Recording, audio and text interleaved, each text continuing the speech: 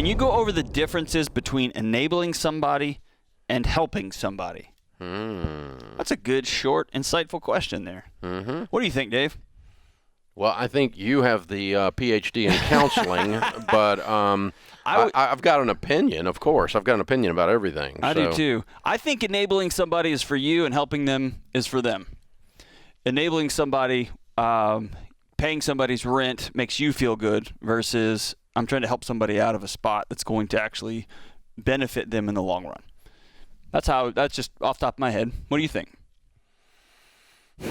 I think most enablers would have a hard time realizing they're doing it for themselves. Right. So, you're doing it for you. Well, I'm not doing this for me. I'm doing it to help him. And so, the thing I always think about when enabling is the classic giving a drunk a drink. Are you participating in their misbehavior? Causing it. So you look at it on the back end, causing it to continue. Are you like joining up for crazy? And if you're participating in their misbehavior, then you're a helicopter mom coming in. The kid's misbehaving, and you're bailing them. You're saying, well, the teacher's wrong. Versus my house where I grew up, the teacher was never wrong, even when they were wrong. Never. Right. Even if the teacher was a toxic abuser, they were on my parents' team. It was like, there's just no chance that you could have a helicopter parent coming out of my house. Right. So, which is good. I mean, but versus, and so when you're enabling, you really are not helping. And if you'll stop and realize that, then it'll help you not be an enabler. Right. And when I have been in a situation, and I'll tell you the other thing is there's something about enabling. I think it's harder to help and requires more effort, emotional energy, and time than it does to enable. More intentionality. Right. Yeah. It's kind of like the guy standing on the side of the road, we'll work for food. Okay? It's hard to put the guy in a car and take him and have him cut grass and then pay him. Right. Than it is just give him some money. Right. And if you just give him some money, you're probably really, participating in something that is not helpful. Whereas if you take him out and teach him a skill, or if he really just needs food, take him over to the restaurant and buy him a plate of food. Right. And of course, we all know the story. Sometimes you find out that wasn't what they were after anyway. They're just running that corner. That's their corner. But aside from that, are you really helping? And it's almost you're cheap out when you're enabling. It's easier. It's quicker. I'll just throw some money at it. Right. Out of sight, out of mind, yeah. I'll just throw some whatever at it. So if you are participating in things that at the end of the story have caused them harm, which you kind of got to pan back and do that, and it you sit down with somebody, they come to you and they say, I need money for rent. Well, why? And you dig into it and you realize they got a drug problem. So when you pay the rent, basically you bought the drugs. Right? And so you've got it's harder to take that person by the hand, lead them into a 12-step group, go pay for their counseling, right, or their coaching or whatever they need, to pay for the rehab. It's harder to do that, and I'm assuming all things are equal with the money, of course, right. but it just takes more effort, and I found this also to be true about giving, just your generosity. It takes more effort to do giving right. That's right. That's going to actually have a demonstrable effect, help people in the long term, and not just be a sieve, right? Yeah. So these aren't real. None of that's a real good clinical definition, or even not even a clear definition. But it's just observation. Yeah, and I think you and I are coming at it. Just one's on the front, one's on the back. Is like, what's this money? What's this money? What's this opportunity? What's this thing you're giving somebody? What's the fruit going to be after you plant the tree? And I like to look up front. If somebody asks me for money. Okay, let me give you an example. How does this play into your definition? Okay.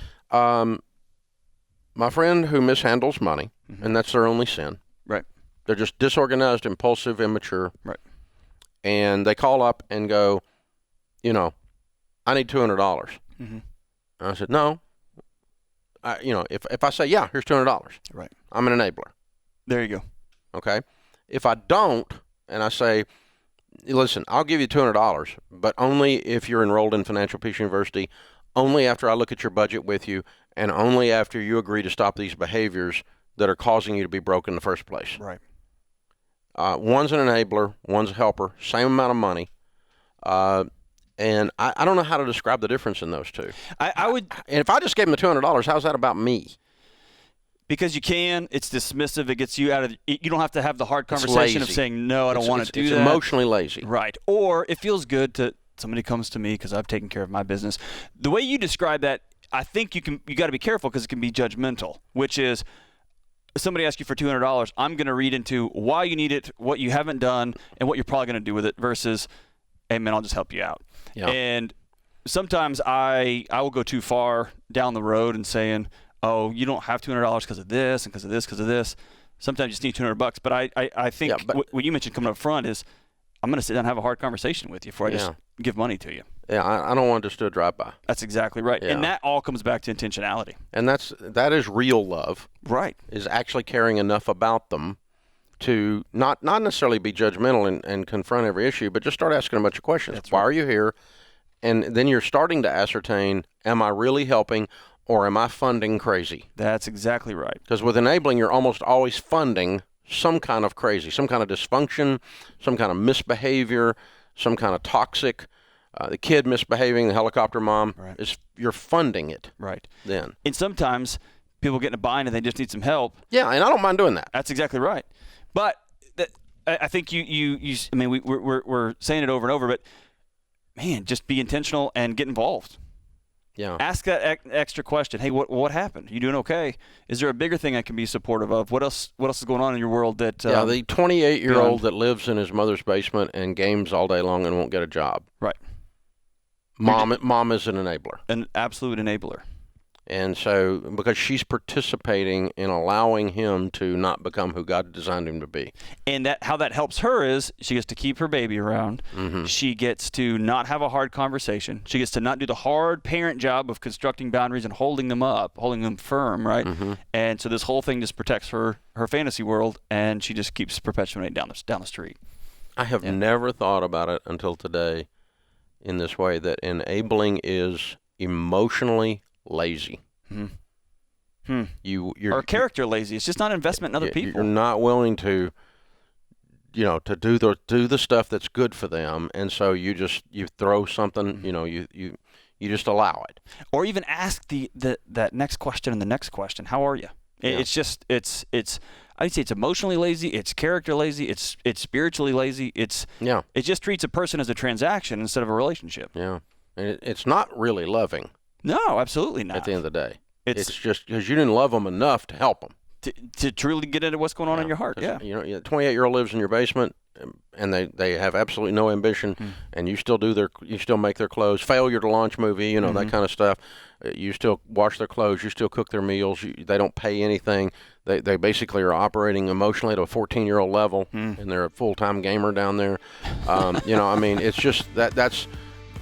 What you have done is you have stunted the emotional growth of your kid. Right. By allowing this. And so my friends know when they call me for help, I'm going to be the first in line. Yeah. But they also know they're going to get a whole bunch of questions. How are you? You doing okay? What's going on? Yeah. Are your kids okay? Why are we here? Yeah. How are we not going to be here again? Because I love you. Yeah. Yeah. If I'm going to help you, I don't want you to have to be here again, because otherwise I was an enabler. There you go. Wow. It's a good question. I like that.